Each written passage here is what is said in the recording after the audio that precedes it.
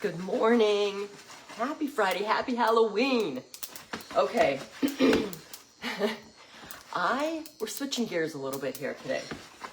I had 3 recipes that I wanted to test out, and I will do them. I couldn't decide on which one. So I will be playing in the kitchen later today, but I have been playing in the kitchen and experimenting with quinoa and pumpkin seeds. This all started last week when I made the homemade protein powder with seeds, okay? Pumpkin seeds. And then, of course, we carved pumpkins with the grandkids over the weekend, and all this stuff gets me thinking, right?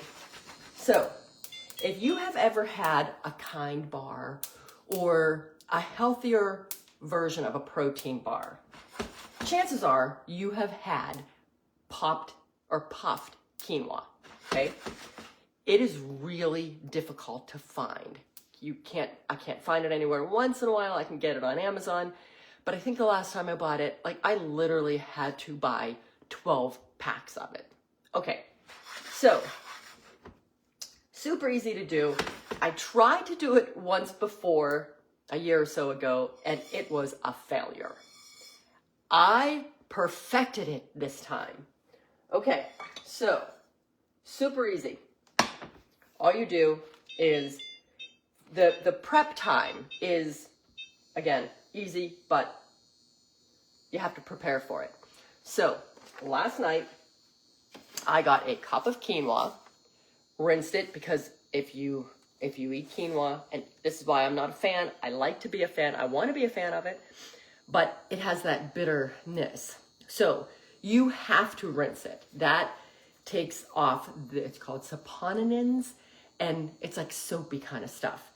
And so you rinse it for a few minutes and then put it on a pan with paper towel, spread it out real thin, and I let it sit overnight, and it's nice and dry because you don't want moisture in it. Okay, so now you just take a dry pan and you put a single layer at a time. So basically I've just been taking handfuls of it, and you put it in the dry pan, and pretty soon you're gonna start hearing popping. It doesn't really pop really high. It's not like you need to put a lid on it or anything. You don't have to put a lid on it or anything. Now get it in there. I spread it out in a thin single layer, okay? And you just shake it. Remember the old, when you used to make popcorn on the stove? And I highly recommend that, because unless you have a problem with grain and you need to avoid corn, it's actually, hey Sandy, it's actually Happy Halloween. It's actually a really good snack. Calorie-wise, it's not that bad. And if you make it on the stove the old-fashioned way, you can use coconut oil, throw some mineral salt on it. You know, your pink salt, so full of trace elements, minerals, really good.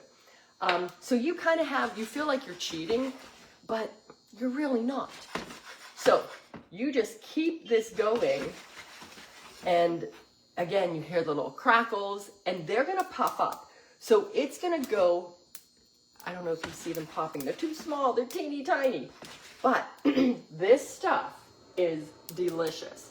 So that's what it looks like. It's toasty, it's dry, and it's puffed, and it's crunchy.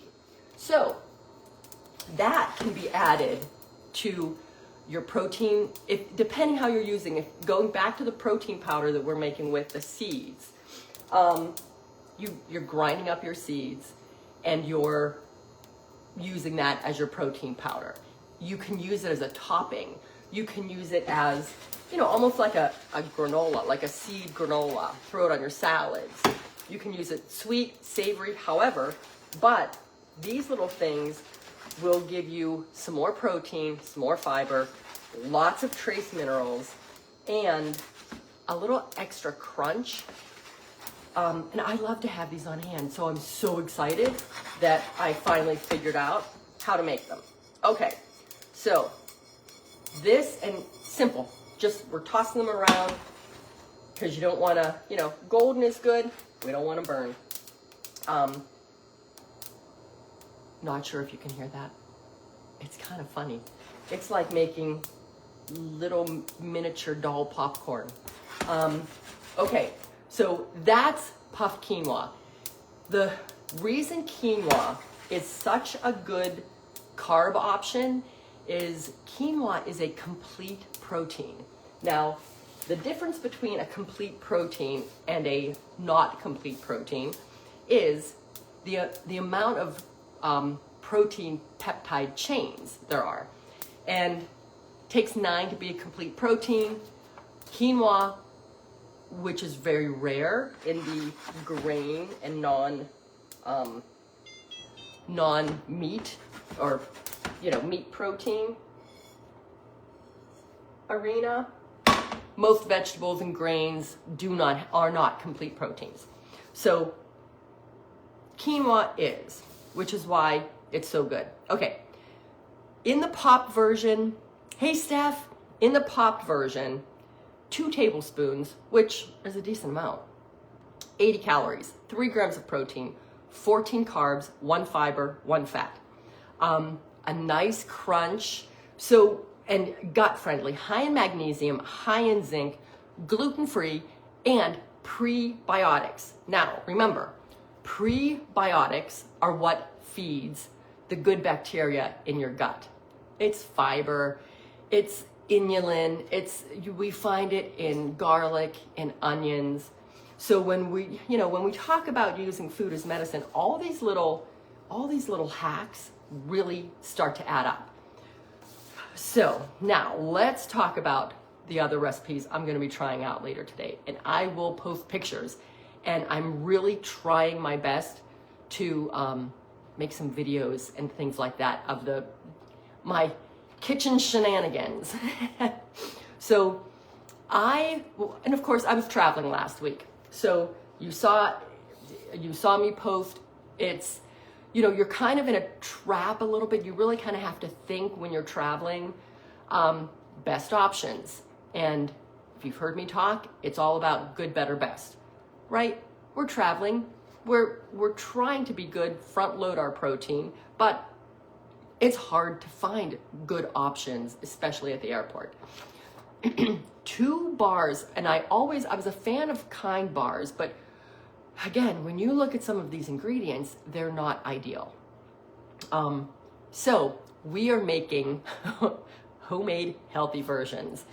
So the fun thing about Kind bars is it's really like a treat. You know, you have a whole bunch of nuts. I'm making a protein, I want to say, for lack of a better term, glue. You want like the paste to hold everything together. They are baked, but these are little options that you can throw in for variety, for a little change of flavor. And I will do my best. Hi, Jackie. I'm going to do my best to, like I did with the protein powder recipe last week, kind of give you the main recipe and then options. So if you want this flavor, add this. If you want this flavor, add this. But this is the stuff I love. So I have to be full disclosure here. Y'all on these Friday mornings you're going to see the mad scientist side of me. Years ago, for years, my poor husband, he said many times, I feel like we're a science experiment. And I look back and I think my life is, I'm a mad scientist at heart.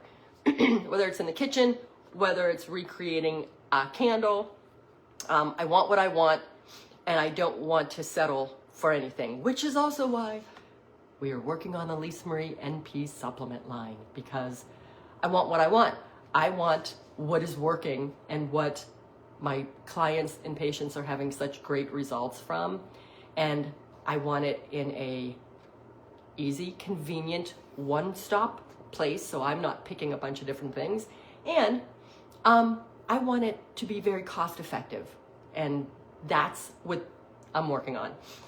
So I love having these recipes because it's all about preparation. And I challenge anyone, when I hear a lot that, well, eating healthy is very expensive. It's not if you do some preparation and have some hacks, okay? Because right now, marketing is everything. People market everything, right? So the kind bars, I'm going to try to also do a cost comparison to see what the difference. So that recipe is coming. Also, they're called RX bars. Oh my gosh, delicious, totally clean, absolutely wonderful. Most of these bars, not the kind bars, they're lower in protein, but the RX bars have 12 grams of protein, totally clean. I'm working on a 18 to 20 gram of protein version. So I'll share those, and they're two different types of bars, so it kind of gives you two different snack options, because I'm all about the snacks. Okay, so going back to things being cost effective, right? First of all, I will also tell you, these are my pumpkin seeds, okay? This batch is a savory. Roasted them with garlic powder, onion powder, I think I may have put butter on these, and salt and pepper. Okay guys, they're delicious. But most people throw these away. You clean out your pumpkin, it's a pain. It took 5 minutes to sort through it. You rinse the seeds. I have videos of that whole process. I can post those as well. Oh my gosh, they're delicious. Been keeping them on the counter and just snacking on them. Okay, so that's one thing. You can have these things prepared and have good healthy snacks. There is a difference between pumpkin seeds that you get from the average pumpkin and pepitas. Pepitas are what you normally will buy. And I should have had my package of them out, but they're what you buy, with sunflower seeds, with nuts.